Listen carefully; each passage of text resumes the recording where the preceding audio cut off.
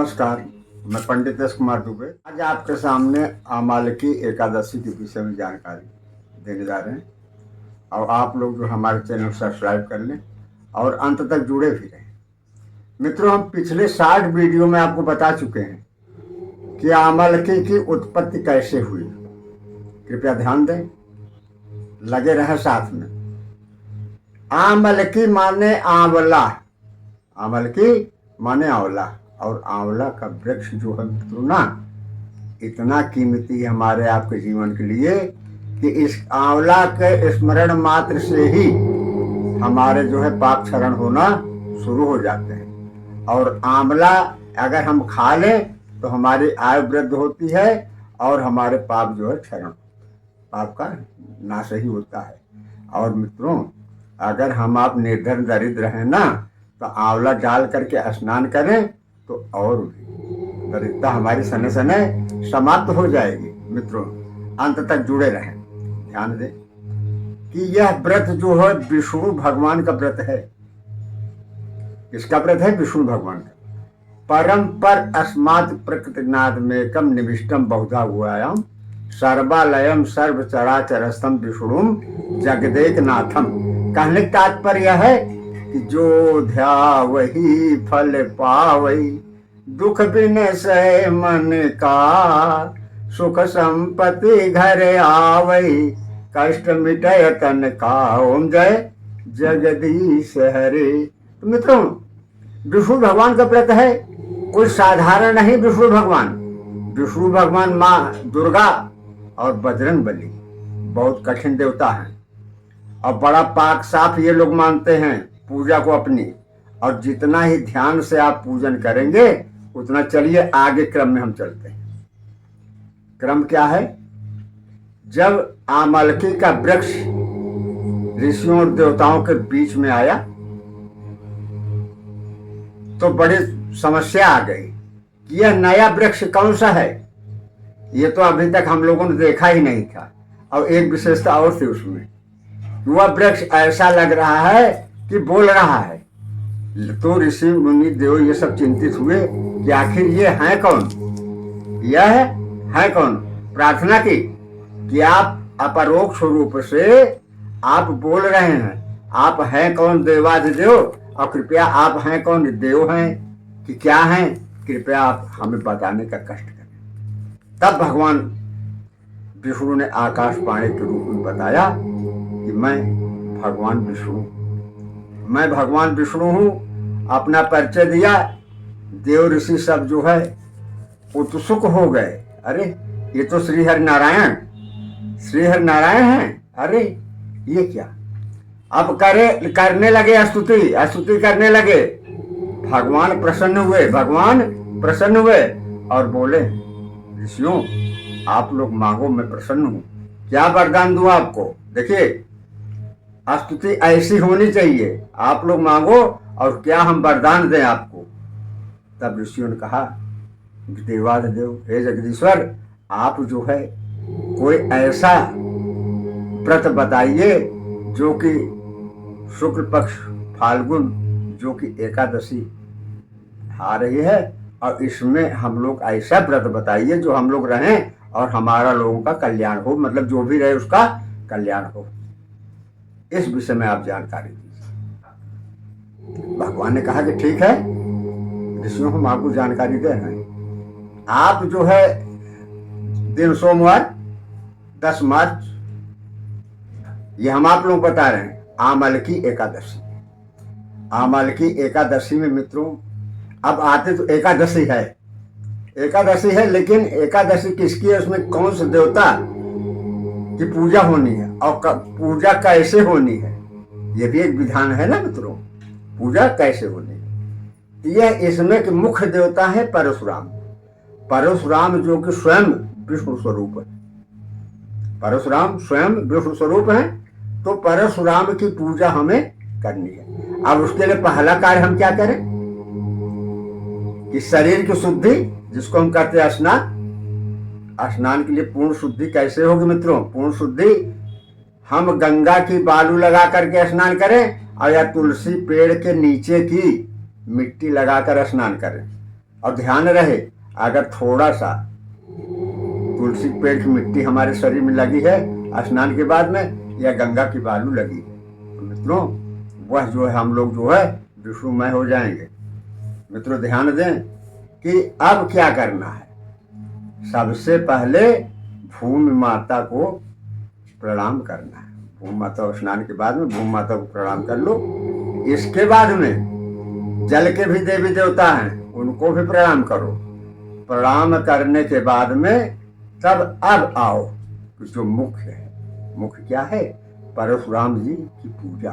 अब वैसे तो शास्त्रों में पुराणों में कहा गया है कि सोने की मूर्ति परशुराम की बनवा लो, रत्ती मासा तोला जैसी आपके था सकती है, लेकिन आज स्थिति विचित्र है। आज स्थिति विचित्र है। महिलाएं भाई ये सब व्रत तो रह रहे हैं, व्रत रह रहे हैं, लेकिन सबकी आर्थिक स्थिति एक समान नहीं है। सोने की मूर्ति तो छोड़िए, कई कई लोग व्रताधारी ऐसे हैं कि एक सोने का तार भी नहीं रख सकते। तो मित्रों इसके लिए हम विकल्प आपको दे रहे हैं, शुद्ध मिट्टी कुम्हार के यहाँ से 10 रुपए की ले आइए और लगभग 1 बालिश लंबी मूर्ति परशुराम जी की तैयार कीजिए। परशुराम जी की तैयार कीजिए। तो तैयार करने के बाद में पूरा आकृति मनुष्य का दीजिए, आप अलथी पलथी मार कर बैठाल दीजिए। और बैठालने के बाद में जो भी उनके दाढ़ी बाल जो लगाने, कैसे आप लगाते हैं, कैसे उसको काला ये करते हैं, ये सब आप करिए, ये आपकी संरचना है। अब मित्रों देखिए विष्णु भगवान क्या कह रहे हैं कि आमलकी। आमलकी क्या है? आमलकी में कौन देवता है? आंवले के पेड़ में कौन देवता है? अब देखिए मूल में कह रहे हैं कि हम स्वयं बैठे हुए हैं। मूल में हम स्वयं मतलब जड़ में हम ही बैठे हुए हैं। और इसके ऊपर जिसको हम लोग कहते हैं सोण, वृक्ष के ऊपर आप देखें सोण लंबा वृक्ष होता है सोण, तो वो जो है वहां पर जो है ब्रह्मा बैठे हुए हैं। और जो होता है तना मित्रों ना, वहां पर रुद्र बैठे हुए हैं, वहां पर रुद्र बैठे हुए हैं। और ये जो शाखा होती है जिसको हम लोग डाल कहते हैं, डाल पर मित्रों जो है मुनि बैठे हुए हैं। अब इसके बाद में टहनी, जो हम लोग टहनियां तो कहते हैं ये टहनी है, फला वृक्ष की ये टहनी है, उस टहनी में देवगण बैठे हुए। पत्ते में मित्रों वसु बैठे हुए हैं, पत्ते में वसु बैठे हुए। और इसके बाद में इसके फूल में मरुदगण बैठे हुए। और फल में, आंवले के फल में कौन बैठा हुआ है? सभी प्रजापति बैठे हुए हैं। तो मित्रों यह जानकारी है आमल की एकादशी। अब आगे का लीजिए क्या करना है। अब देखिए यहाँ भी आगे भी बड़ा उपक्रम है। परशुराम जी की मूर्ति आपने बना ली, तैयार कर ली।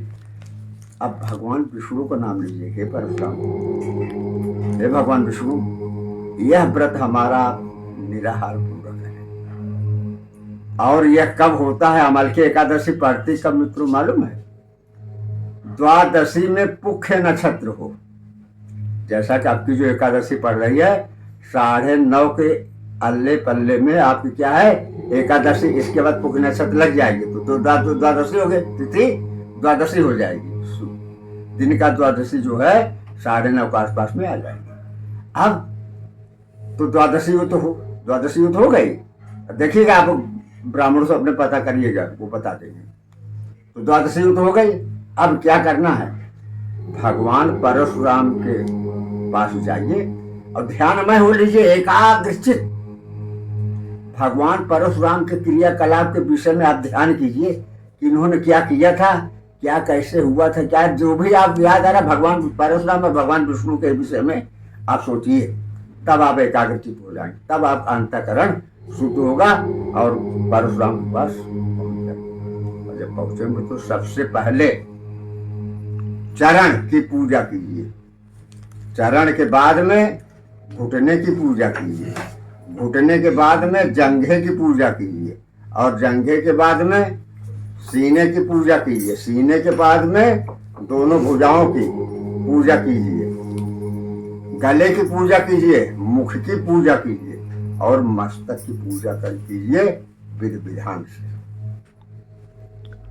कलश का आप निर्माण कर लें। कलश में आम का पत्ता, जल, जो गंगा जल जो भी आप डालना वो डाल लीजिए, गंध भी उसमें डाल दीजिए। गंधक मतलब अष्टगंध चंदन होगा, सफेद चंदन डालिएगा। और सफेद चंदन ही जो गणेश या स्वस्तिक जो आप बनाए कलश वो बना लीजिए, रक्षा सूत्र बांध दीजिए, ये बांध करके अब ऊपर जो पात्र जो बर्तन आप रख रहे हैं ना, मान लीजिए कोई प्याला रख रहा है, कोई कटोरी, जो भी आप रख रहे हैं वो रखिए, लेकिन उसमें अगर संभव हो सके तो खीर, जो दिवाली में हम लोग खीर कहते हैं ना, वह आप रखिए।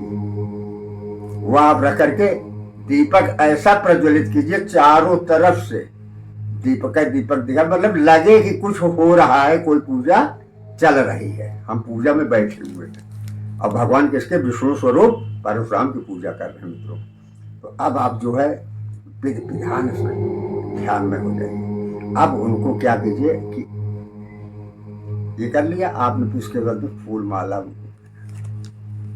चंदन वगैरह सब आप लगाए, पूजा पाठ करते हैं, जो भी महिलाएं भाई हमारे जो कर पूजा पाठ कर, सबको वस्त्र सब एकदम सुसज्जित पहना दीजिए, मतलब लगे कि परशुराम, जैसे भारी भरकम परशुराम होते हम आप देखते हैं रामलीलाओं में, तो उसे लगे कि हाँ परशुराम जो मूर्ति हमने बनाई है। अब उनको सुसज्जित करके दीपक से, अगर आपको न लगे कि कैसा लग रहा है तो आप अपने घर के या इष्ट मित्रों को द्वारा पूछे भाई कैसा लग रहा मंडप हमारा। वो जब अगर वो 2 लोग और कह दिए ना हाँ अच्छा है, अच्छा है मित्रों, तो वो अच्छा है, तो अच्छे मन से भी आप जो है। अब नैवेद्य फल ये सब आप रुचिकर रखिए, रुचिकर रखिए। अब इसमें करना क्या है? अब आपको करना यह है कि पूरी रात आप जागेंगे, कहाँ जागेंगे? आंवले के पेड़ के नीचे, आंवले के पेड़ के नीचे पूरी रात हमें आपको जगना, जो भी व्रताधारी हैं। और जगने में करना क्या है? भगवान विष्णु संबंधित भजन कीर्तन, ये सब उनकी कथाएं, यही सब एक दूसरे के माध्यम से परिवार बैठ जाओ, जो भी लोग हैं आप बैठ करके वही कीजिए। अब सुबह जब हुई तो क्या करना है? सुबह होने पर आप मित्रों यह कीजिए कि आंवले के पेड़ की 108 परिक्रमा, आंवले की पेड़ की 108 परिक्रमा आप करिए। अगर आप अशक्त हैं, व्रताधारी हैं, बुजुर्ग हैं या अस्वस्थ हैं, बीमार हैं, तो आप 28 परिक्रमा कर लीजिए। 28 परिक्रमा करके भगवान श्री हरि विष्णु की आरती कर लीजिए। अब आरती आपने किया, आरती के बाद में तब रात जागरण की आरती है, अब इसके बाद में आप स्नान कीजिए, किसी ब्राह्मण को बुलाइए। अब वह ब्राह्मण को देखिए, भोजन भी कराइए और उनको दान दक्षिणा भी दिए। दान दक्षिणा में क्या देना उस ब्राह्मण को? उन ब्राह्मण जो को सादर सत्कार के साथ आमंत्रित करके वस्त्र, जूता और जो भी अन्य सामग्री है ना मित्रों, वह भी आप लोग। ये ऐसा है, अब ये है किस लिए, इसका महत्व क्या है, क्या हमें आपको मिलेगा ऐसा व्रत रहने से? आमलकी एकादशी के व्रत रहने से मिलेगा क्या? देखिए, कोई भी हमारे आपके द्वारा किया गया गलत कार्य, कोई भी कार्य हमारे आप द्वारा गलत हो, जो हम जान रहे हैं कि गलत है, तो गलत है कैसे? कि झूठ बोलना गलत है ना, तो झूठ बोलना पाप है। हमने किसी की बेइज्जती की, सही आदमी की, क्या है? पाप है।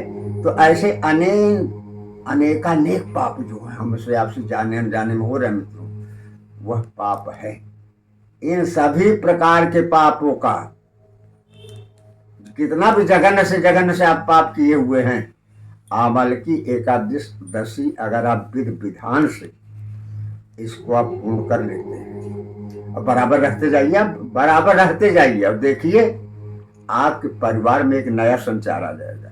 आपके परिवार में एक नया संचार है, सबके चेहरे में नई चमक आ जाए, क्योंकि भगवान विष्णु आपके परिवार में शामिल हो चुके हैं। आपके अंतरात्मा भगवान विष्णु बैठ चुके हैं, और जब भगवान विष्णु ने पैठ आपके आत्मा में बना लिया, आपके परिवार के आत्मा में बना लिया है, तो आपका चेहरा अपने आप चमकता रहेगा। विष्णु भगवान को देखिए, ये जो काल्पनिक फिगर बने हुए हैं आप देखते हैं, तो देखिए क्या क्या चमक, ये वास्तव में ऐसे चमकते थे।